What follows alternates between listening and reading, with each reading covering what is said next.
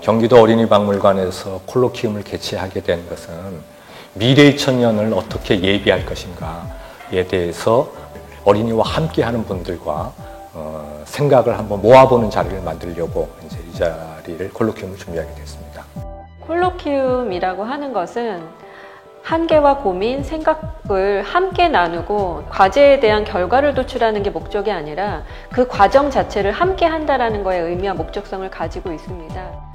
현장의 실무가들, 그 다음에 문화기획자, 예술가, 여타 장르의 다양한 분들이 함께 모여서 집단지성으로 미래의 어린이들의 환경에 대해서 어떤 것들을 준비해 나갈 것인가를 그러니까 한계와 어려움까지 솔직하고 담백하게 터놓는 시간으로 마련을 했는데요. 아마 그것이 실천을 위한 실제적인 내용으로서는 훨씬 더 의미와 효과가 있다고 보고 있습니다.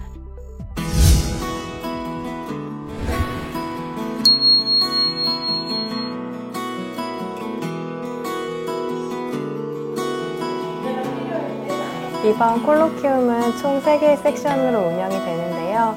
각 섹션당 1명의 좌장과 4명의 발제 또는 토론자로 구성이 됩니다.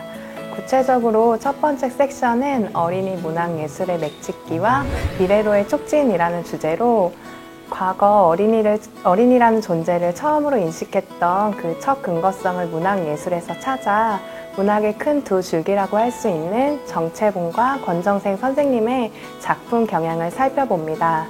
그러고 나서 어린이 그림책을 중심으로 한 문학 작품에서 나타나는 어린이라는 존재에 대해서 비판적으로 조금 검토해보고 미래 천년을 살아갈 이제 어린이들을 위해서 문학 작품을 어떻게 만들어 나가야 되는지 검토해보는 자리입니다.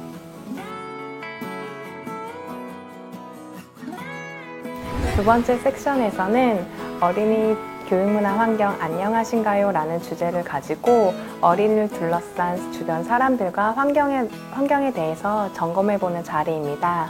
구체적으로 부모, 교사, 디지털, 페미니즘이라는 4가지 키워드를 가지고 미래 천년을 살아간 어린이들이 현대 문명에 매몰되지 않고 미래를 어떻게 돌파하여야 하는지를 이제 구체적으로 논하는 자리입니다.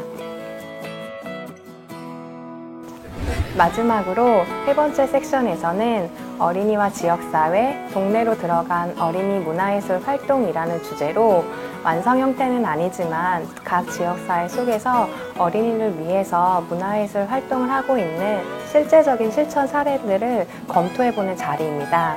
구체적으로 서울 금호동에서 활동하고 있는 헬로우 뮤지엄과 군포에서 활동하고 있는 군포 그림책 시민 모임 다락의 사례를 통해서 이 지역사회 속에서 왜 그들이 그런 어린이를 위한 문화예술 활동을 시도하고 있는지, 그 과정 속에서 문제와 고민들은 무엇이고 그러한 문제들을 어떻게 극복해 갔는지에 대해서 이제 실제적으로 좀 공감할 수 있고 체득할 수 있는 사례들을 점검해 보고자 합니다.